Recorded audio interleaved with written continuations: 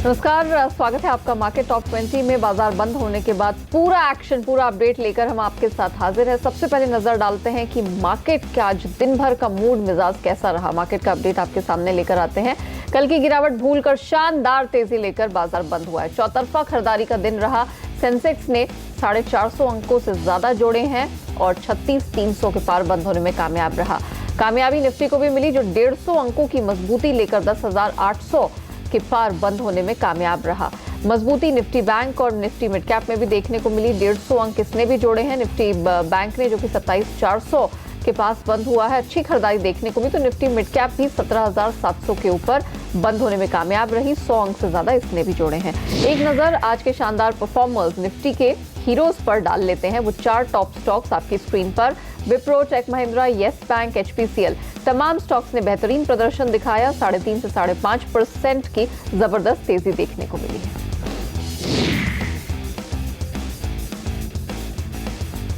नतीजों से पहले रिलायंस इंडस्ट्रीज में जोरदार तेजी देखने को मिली। कंपनी गुरुवार को तीसरी तिमाही के नतीजे पेश करेगी, लेकिन उस तेजी में ब्रोकरेज हाउसेस की दमदार रिपोर्ट का बड़ा हाथ रहा है। सीएलएसए ने शेयर पर 1,500 रुपए के टारगेट के लिए खरीद की सलाह दी है। इनका मानना है कि 10 साल में ऑर्गेनाइज रिटेल सेगमेंट 9 गुना बढ़ेगा। गोल्डमैन सैक्स की भी 1,350 रुपए के लक्ष्य के लिए खरीदारी की सलाह है। इनका अनुमान है कि वित्त वर्ष 2021 तक कंपनी का एबिटा दोगुना होगा। कंपनी के रिटेल सेगमेंट पर नोमुरा बुलिश है। नोमुरा का मानना है कि तीसरी तिमाही में रिटेल आय 98% बढ़ेगी, जबकि रिटेल एबिट में 206% का उछाल आएगा। रिटेल मार्जिन भी 2.6% से बढ़कर 4% रहने का अनुमान है। यहाँ हम आपको एक जरूरी डिस्क्लेमर दे देते हैं। आप जो चैनल देख रहे हैं वो सीएनबीसी आवाज नेटवर्क 18 का हिस्सा है, जिसका स्वामित्व रिलायंस इंडस्ट्रीज के पास है। और इसी बीच आपके स्क्रीन पर जी एंटरटेनमेंट की तीसरी तिमाही के नंबर्स फ्लैश हो रहे हैं। मुनाफा अनुमान से ज्यादा 438 करोड़ के प्रॉफिट की एक्सपेक्टेशन थी, उसके सामने 563 करोड़ का वो फिगर आता हुआ। तो प्रॉफिट के फ्रंट पर अच्छा खासा प्रदर्शन जी एंटरटेनमेंट की तरफ से देखने को मिला है। कंसोलिडेटेड मुनाफा 470 करोड़ से बढ़कर 560 करोड़ रहा है। तो तिमाही दर तिमाही मुनाफे के फ्रंट पर कुछ अच्छे नंबर्स, कुछ अच्छी खबर आती हुई दिख रही है। इनफैक्ट हमारे साथ अब एक्सपर्ट जुड़ गए हैं। वो तो इनिशियल नंबर्स निकल कर आते हुए, लेकिन हम एक्सपर्ट्स का व्यू इस पे ले लेते हैं। और हमारे साथ यहाँ प्रकाश दीवान जुड़ चुके हैं फोन लाइन पर। सर, अभी अभी नंबर्स आए हैं, आय के भी फिगर्स निकल कर आ रहे हैं। मुनाफा बेहतरीन है, जैसा एक्सपेक्टेड था। 438 करोड़ का अनुमान था, उसके सामने 563 करोड़ का फिगर निकल कर आ रहा है। आय भी 2,167 करोड़ के आसपास दिखाई दे रही है। 2,115 करोड़ के आसपास की एक्सपेक्टेशन थी। तो ये दो फिगर्स हैं, अनुमान से ठीक दिखाई दे रहे हैं। अब यहाँ पर क्या सलाह होगी, कैसे देखते हैं नंबर्स? जी देखिए, आज सारे सत्र में सुबह के ये वाला स्टॉक जो है ये पॉजिटिव, उसमें रुझान इस पे पॉजिटिव रहा, इसी उम्मीद में कि आंकड़े आएंगे। और जो अनुमान थे वो भी काफी ऑप्टिमिस्टिक थे, तो उनसे भी ज्यादा अच्छे आंकड़े आना मतलब स्टॉक में जो मोमेंटम है ये जारी रह सकता है।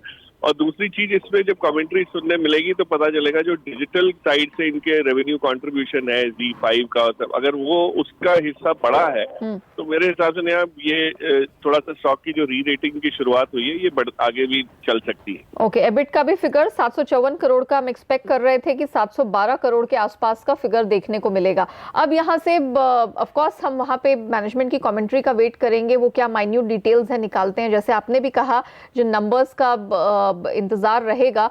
मार्जिन फ्रंट पर भी इनको अच्छे नंबर ही हासिल हुए हैं। 34.8% एबिटा मार्जिन एक्सपेक्टेड 34% का था। लेकिन अब बताइए Prakash Diwan, on the face of it, अब कल इसके स्टॉक होल्डर्स के लिए या हमारे व्यूअर्स के लिए क्या सलाह होगी? नहीं, जिनके पास है उनको तो बिल्कुल बने रहना है। और कल के सेशन में मुझे लगता है मोमेंटम और भी आगे बढ़ेगा। उसका रीजन है कि इस टाइप के मार्जिन्स और टॉप लाइन ग्रोथ दोनों आना ये थोड़ा सा कम होता है। कभी कभार ग्रोथ रेवेन्यू में हमने देखी है 1-2 तिमाही में पहले भी एडवर्टाइजिंग रेवेन्यू को लेकर, लेकिन मार्जिन इंप्रूवमेंट जो आया है 34% के करीब, वो दैट इज डेफिनेटली वेरी वर्दी। तो वो मोमेंटम जो है आपको रहेगा। लोगों को नई इसमें निवेश करना हो तो ये 450 के लेवल्स पे जो था आज ये किया जा सकता है। हो सकता है ये आपको 500 के पार भी जाता हुआ दिखेगा कुछ समय। ओके, तो जी एंटरटेनमेंट के जितने भी नंबर्स अभी आ रहे हैं एक्सपर्ट्स को, प्रकाश दीवान को, वो तो अच्छे लग रहे हैं। 456 के पास आज हमने इसमें 2% ऊपर क्लोजिंग देखी थी और वो मानते हैं कि अगर ये स्टॉक होल्ड करके रखा है तो रखना चाहिए।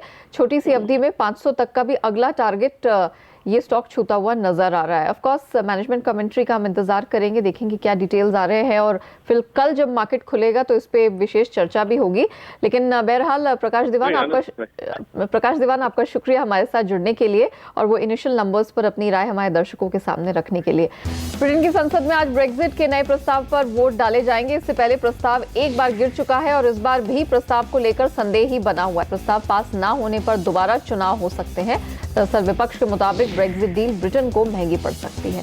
एक नजर रुपए पर डाल लेते हैं। रुपए को आज हमने बहुत तेजी से कमजोर होते हुए देखा है। $1 के मुकाबले तकरीबन 4 हफ्ते के लोज पर हमने रुपए को ट्रेड होते हुए देखा है और इसी की वजह से घरेलू बाजार में हमने कमोडिटी मार्केट में अच्छी खासी स्ट्रेंथ देखी। डॉलर इंडेक्स बहुत तेजी से अब उठा है और घरेलू बाजार पर यूएसडी आईएनआर पर नजर डाली जाए तो यहाँ कमजोरी दिख रही है। $1 कीमत 71 रुपए के पार निकल चुकी है। एक्सपर्ट्स को लगता है, कार्वी स्टॉक ब्रोकिंग की सलाह है कि खरीदारी करके चले 71 के स्तर के पास। $1 71 रुपए 35 पैसे तक का स्तर यहाँ छू सकती है। कच्चा तेल जो कि मजबूती के साथ ट्रेड कर रहा था, वहां हमने अब ट्रेंड रिवर्सल देखा है क्योंकि अंतर्राष्ट्रीय बाजार में यहाँ कमजोरी कुछ देखने को मिली है। सोने चांदी पर अगर नजर डाली जाए तो यहाँ पर भी इंटरनेशनल मार्केट में सोने ने अपनी स्ट्रेंथ गंवा दी है। डॉलर इंडेक्स में जो रिकवरी आई है उसके चलते कॉमेक्स पर सोना यहाँ पर दबता हुआ नजर आया $1290 के नीचे और घरेलू बाजार ने भी अपनी जो भी शुरुआती मजबूती थी वो यहाँ गंवा दी है। रुपए में कमजोरी के बावजूद यहाँ पर लाल निशान में अब ट्रेड होता दिख रहा है। वहीं चांदी की अगर बात करें, प्रेशर यहाँ पर भी हावी हुआ है। 39,500 के करीब चांदी इस समय 50 रुपए गवाकर ट्रेड कर रही है। ये भी सोने को फॉलो करती हुई नजर आ रही है। एक्सपर्ट्स हालांकि मानते हैं कि एक छोटे दायरे का ट्रेड दिखेगा। कार्वी ब्रोकिंग की सलाह है कि 32,100 के पास सोना खरीदा जा सकता है 32,300 के अपसाइड टारगेट के लिए। वहीं चांदी में भी मौजूदा स्तरों के आसपास जो कि 39,400 के इर्द गिर्द हैं, खरीदारी की जा सकती है 39,750 के अपसाइड टारगेट के लिए। वहीं मेटल्स ने अपनी स्ट्रेंथ अभी भी बरकरार रखी हुई है। इंटरनेशनल मार्केट से संकेत लेते हुए घरेलू बाजार में बहुत अच्छी स्ट्रेंथ, खासतौर से निकल है जो कि 1.25% ऊपर ट्रेड कर रहा है और बाकी सारे मेटल्स भी आधे से 0.5% ऊपर ही कारोबार कर रहे हैं। यहाँ पर भी अधिकतर मेटल्स में खरीद की सलाह है। एल्यूमिनियम खरीद के चले 132 तक का अपसाइड टारगेट शाम के सत्र में दिख सकता है। तो कॉपर में भी 416 के पास कार्वी ब्रोकिंग की तरफ से खरीद की सलाह है 422 से 23 का अपसाइड टारगेट के लिए। और मार्केट टॉप 20 में फिलहाल इतना ही। मुझे दीजिए इजाजत। नमस्कार।